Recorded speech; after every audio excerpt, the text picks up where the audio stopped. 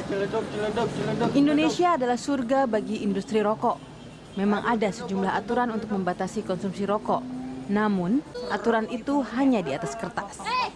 Jumlah perokok terus bertambah, baik perokok pemula dan perokok dari kalangan miskin.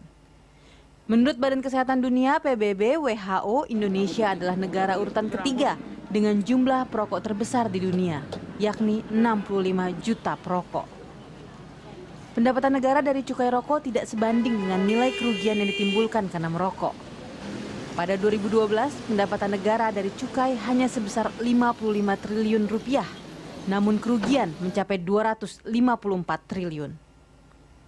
Kementerian Kesehatan juga mencatat terjadi peningkatan angka perokok Indonesia di berbagai strata usia dari tahun ke tahun. Di kalangan remaja dari tahun 1995, perokok usia 15 hingga 19 tahun hanya 7% dari populasi. Namun, pada 2010 jumlahnya naik menjadi 19%. Kementerian Kesehatan sebagai salah satu instansi pemerintah bertanggung jawab mengendalikan konsumsi rokok agar masyarakat bebas nikotin. Kementerian Kesehatan mulai Juni 2014 juga menerbitkan Permenkes tentang pemasangan gambar bahaya merokok di pembungkus rokok.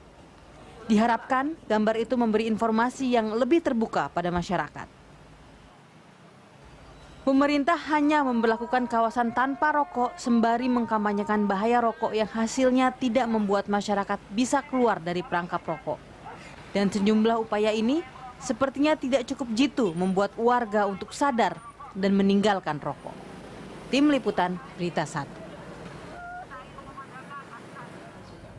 Ya, pemirsa, dampak rokok di Indonesia semakin mengkhawatirkan. Jumlah perokok usia muda terus bertambah dan negara pun harus mengeluarkan biaya besar akibat orang-orang yang terkena penyakit akibat merokok. Dan sejumlah data yang menunjukkan peningkatan jumlah perokok di Indonesia setiap tahunnya belum membuat pemerintah mengurangi produksi rokok di negeri ini. Sebenarnya bagaimanakah langkah konkret yang efektif mengatasi lonjakan perokok yang semakin tinggi? Untuk membahasnya telah hadir bersama saya di studio Berita 1 Menteri Kesehatan Republik Indonesia, ada Ibu Nafsi Amboy. Selamat siang, Ibu. Selamat siang. Ibu, ini kita bicara tentang perokok di Indonesia sangat mengkhawatirkan. Bahkan tingkat perokok dari golongan anak-anak usia 13-16 tahun juga ini semakin tinggi, berkisar 61%. Benar. Dan ini kalau bisa dikatakan jumlahnya terus meningkat, bahkan dalam 10 tahun terakhir ini meningkat 3 kali lipat. Benar sekali. Seberapa mengkhawatirkan sudah, Bu? Sangat mengkhawatirkan. Pertama adalah karena makin muda dia mulai, ya, makin cepat dia kecanduan, adiksi, berarti dia akan sulit untuk lepas. Apalagi perempuan, lebih cepat adiksi dan lebih sulit untuk berhenti. Oleh karena itu dia akan terus merokok dan mencari rokok. Kalau dia tidak merokok, maka dia merasa nggak enak gitu. Oleh karena itulah akibatnya adalah tentu dia tiap kali merokok kan racun-racun penuh di tubuhnya ya. Nah, racun-racun inilah yang menyebabkan bahwa sekarang apa yang kita lihat. Pertama, usia stroke itu makin muda. Kalau dulu yang stroke tuh ya orang tua kayak saya. Sekarang umur 30 saja sudah bisa stroke. Sudah bisa serangan jantung. Ya. Juga bayi-bayi yang lahir dengan kelainan makin lama makin banyak. Dan tadi kalau yang saya sampaikan juga dan Ibu juga katakan bahwa semakin cepat mereka memulainya. Yeah. Nah, itu juga apakah karena meniru, melihat begitu banyak orang-orang di sekitarnya yang merokok, atau karena memang semakin mudah dan begitu gampang untuk mengakses rokok, Bu? Semua itu, Mi.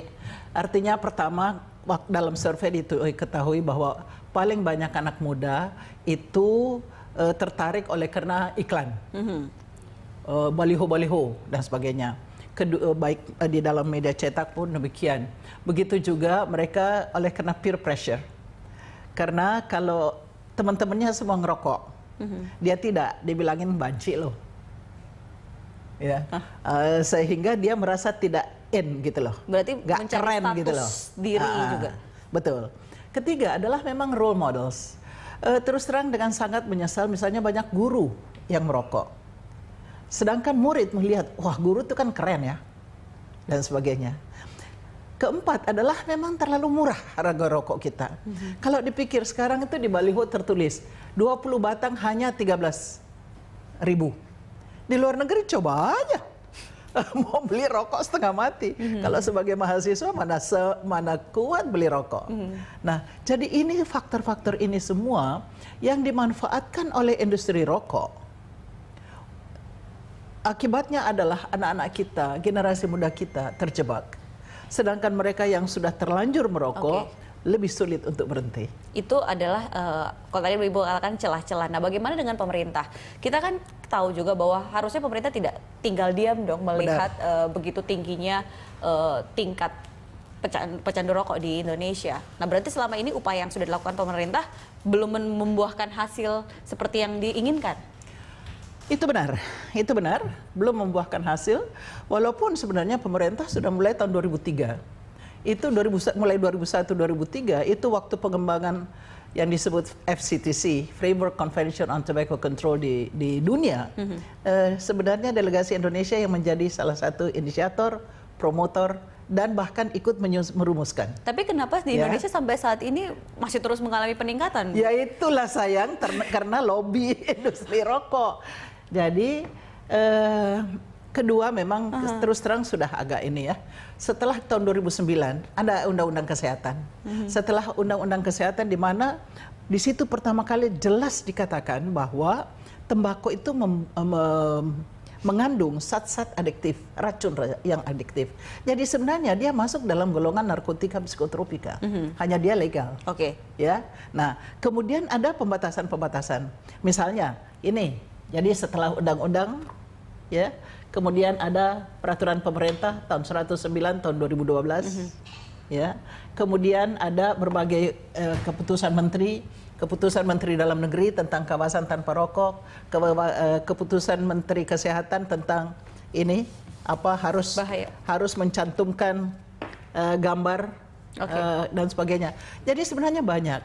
Masalah kita adalah pelaksanaan. Nah, dan pelaksanaan berarti ini ada kaitannya dengan lobby-lobby tadi yang dilakukan. Nah, saya juga ingat beberapa waktu lalu itu ada undang-undang mengenai tembakau. Itu pasal-pasalnya juga banyak yang dihilangkan. Apakah ini karena kekuatan lobby-lobby ini, Bu? Enggak. Yang waktu itu menyusun ini, Undang-Undang 36 tahun 2009. Di situ ada satu pasal tentang tembakau, dan itu yang hilang. Oleh karena ada orang dalam yang tidak mau bahwa diakui tembakau ini adalah racun. Oke, baik, kita nanti akan lanjutkan lagi, Bu, di segmen berikutnya. Pemirsa, kami akan segera kembali, tetap di Jurnal Siang.